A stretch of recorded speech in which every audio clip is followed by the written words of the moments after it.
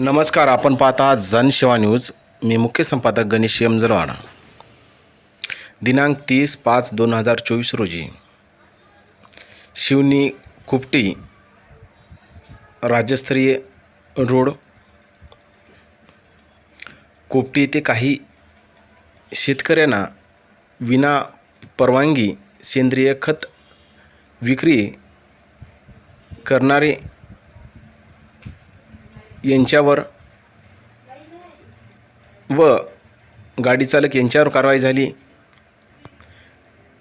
व शेतकऱ्याला जे विक्री करत असते वेळेस त्यांना एम फॉर्म भरून न देणे किंवा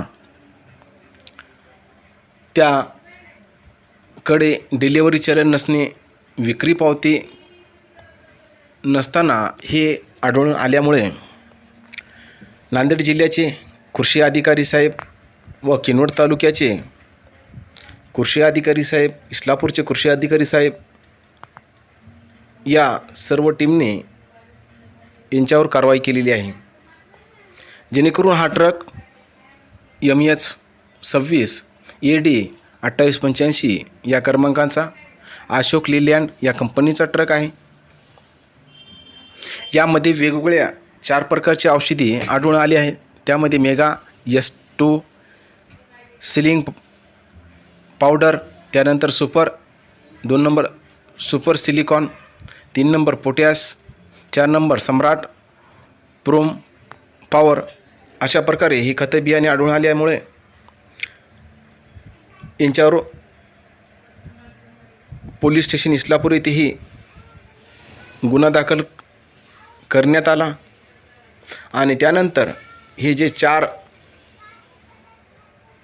खते आढळून आलेले आहेत हे संभाजीनगर येथे संशोधन करण्यासाठी हे पाठवण्यात आलेले आहे. त्यामुळे जर विनापरवान्याचे महाराष्ट्रामध्ये सेंद्रिय खत असो किंवा इतर डुप्लिकेट बियाणे किंवा खत असेल, जेणेकरून इतके चोख की जेवढे मार्ग येतात, चेकपोस्ट येतात, हे जेव्हा पार करून येतात का इथं तपासणी केली जात नाही का, हा एक प्रश्न शेतकऱ्यांना पडला आहे.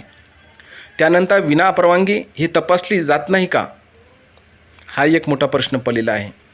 त्यानंतर असे ट्रक, असे विनापरवानगी सेंद्रिय खत विक्री करणारे महाराष्ट्रामध्ये व देशामध्ये किती असेल, यांची कृषी मंत्री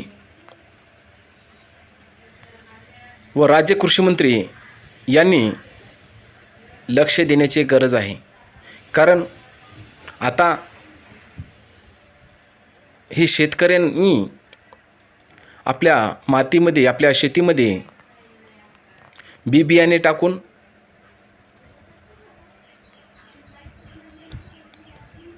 शेतीकडे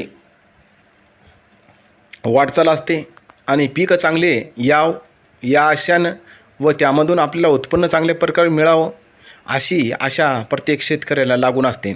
परंतु मार्केटमध्ये अशा प्रकारे बोगस असेल किंवा विनापरवानगी असेल किंवा गुणवत्ताधारक बिया असेल किंवा खत असेल, असे जर नसेल तर खरोखरच शेतकरी हा अडचणीत येण्यामागे हाच मोठा उद्देश आहे.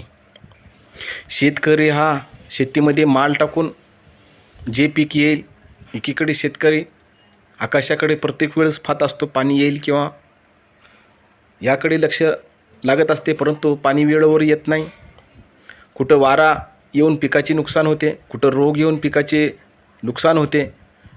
वेगवेगळ्या प्रकारे अडचणी शेतकऱ्याला येतात आणि या अडचणीमधून फवारणी करू रोग औषधी मारू कसं तरी 1 रुपयाचं टाकून 4 आणे कसं तरी उत्पन्न मिळवण्याचं कार्य हा शेतकऱ्याच्या वाटेला येत असतो.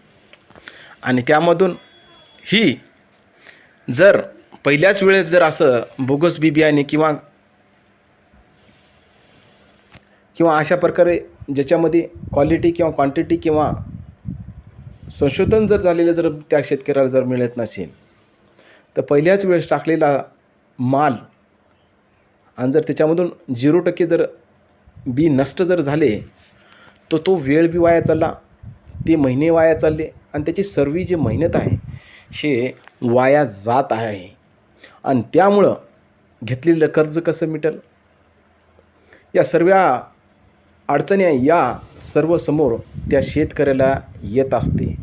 त्याच्यामुळं वरिष्ठ अधिकाऱ्यांनी खरोखरच प्रत्येक गावी जाऊन किंवा तालुक्या पातळीवर खरोखरच बी तपासणी करणं किंवा शेतकऱ्याला मार्गदर्शन करून त्याचं उत्पन्न कसं वाढवल्या जाईल हे जमिनीपासून जर तपासणी आणि संशोधन करून त्या शेतकऱ्याला मार्गदर्शन केलं तर खरोखरच देशाला, जे आपण देश म्हणतो कृषीप्रधान देश आहे, खरंच या शब्दाकडे, या कृतीकडे, या विचाराकडे वाटचाल होईल.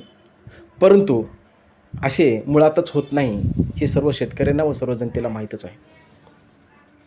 त्याच्यामुळं जिल्हा कृषी अधिकारी प्रत्येक तालुक्यास्तरीय म्हणा, सर्कल स्तरीय म्हणा, अशा कृषी विभागाकडून शेतकऱ्याला जनजागृती करणं हा सर्वात मोठा मुद्दा आहे.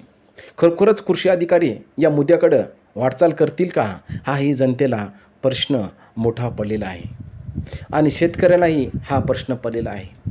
त्याच्यामुळं जे कारवाई झाली इस्लामपूरमध्ये पोलीस स्टेशनला, ही कारवाई सक्षमपणाने झाली आहे. त्याच्यामुळं लोकांनी व शेतकऱ्यांनी जागृती होऊन खरोखरच माहिती कृषी अधिकाऱ्याला विचारून त्या बी बियाण्याची, खताची आपण घरी आणून शेतामध्ये टाकणे हे महत्त्वाचं आहे. आणि जे माल येत आहे प्रत्येक स्टेटमधून किंवा प्रत्येक राज्यामधून आपल्या गावापर्यंत किंवा वेगवेगळ्या तालुक्यापर्यंत, मग याची का चौकशी पुरेपूर होत नाही, याकडेही लक्ष सरकार देणार का? आपण पाहत राहा जाणीव न्यूज. लाईक करा, सबस्क्राईब करा. जय हिंद, वंदे मातरम, जय भीम. धन्यवाद.